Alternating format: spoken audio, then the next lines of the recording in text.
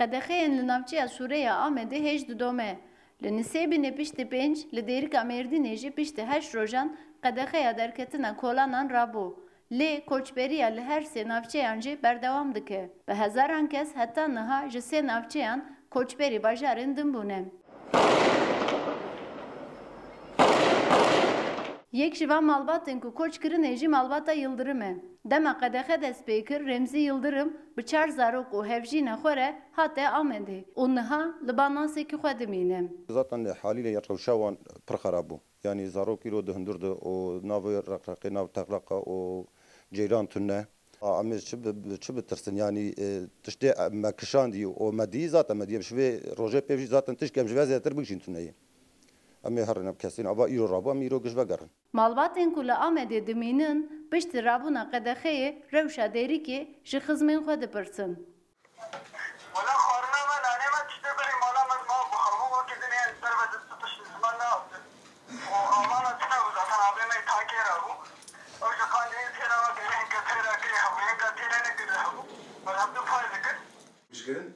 Yek ji koçberan jî malbata Aziz Tutar e. Ew jî wekî Remzî Yıldırım bi 3 zarok û hevjîna xwe re hatiye Amedê. Wî bêyî ku deriyê mala xwe bigire bi revêrev ji Dêrikê derketiye.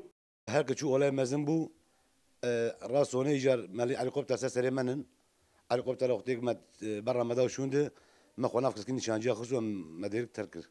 Bi Xwedê tirsa me heye em newêrin. Yani em vegerin dayî ka ne xaniyê ne malê ne xwarinê. Ev şexsen 10 rojê min vî halî de ne şuştiye teva kinca vedikevim. O vekevanî îş tuneyê. Tirsa şer û pevçûnên li Dêrikê di dilê van malbatan de birînekî kûr vekiriye.